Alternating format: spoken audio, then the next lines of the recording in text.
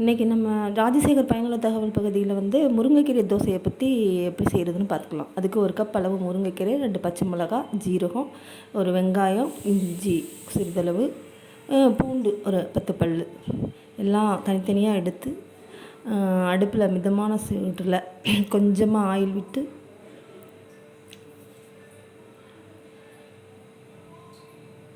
ஒரு ஸ்பூன் ஜீரகம், ஒரு ஸ்பூன்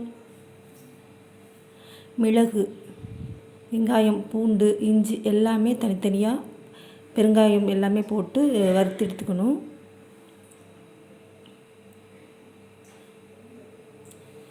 ஃபைனலாக 1 கப் முருங்கைக்கீரை சுத்தம் பண்ணி வச்சுருக்கோமா இல்லையா, அதையும் போட்டு வதக்கணும். ரொம்ப நேரம் வதக்க வேணாம், மிதமான தீயில் அளவாக லிமிட்டாக வதக்குனா போதும். அப்புறம் அது ஆறுனதுக்கப்புறம் 1 ஸ்பூன் உப்பு போட்டு மிக்சியில் கொஞ்சம் கொரப்பாக அரைச்சா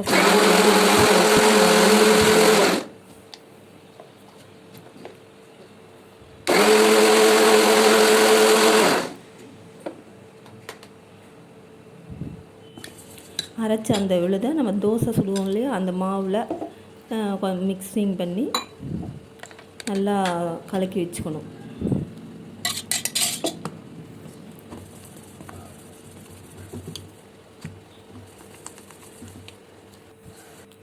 இந்த முருங்கைக்கீரை தோசை நம்ம கீரையே நம்ம பசங்கள்லாம் சாப்பிட மாட்டாங்க.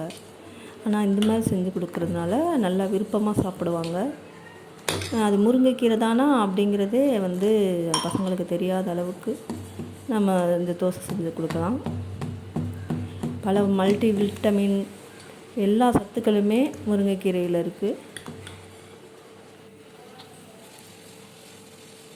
அப்புறம் தோசைக்கல் காய வச்சு மெல்லிசாவை தோசையை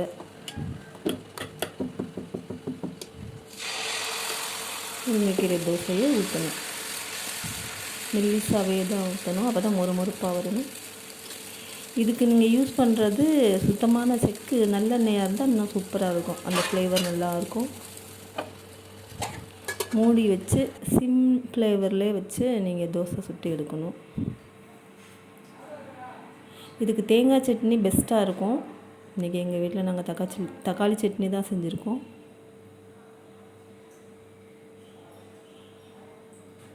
நல்லா 2 சைடும் எண்ணெய் ஊற்றி நல்லா வேக வச்சு சட்னி வச்சு நீங்கள் சாப்பிட்டீங்க அப்படின்னா உடம்புக்கு தேவையான அத்தனை மல்டி விட்டமினும் சத்துக்களும் கண் பார்வை திறன்னு நிறைய ஏகப்பட்ட சத்துக்கள் அடங்கினது இந்த முருங்கைக்கீரையிலன்னு உங்கள் எல்லாருக்குமே தெரியும்.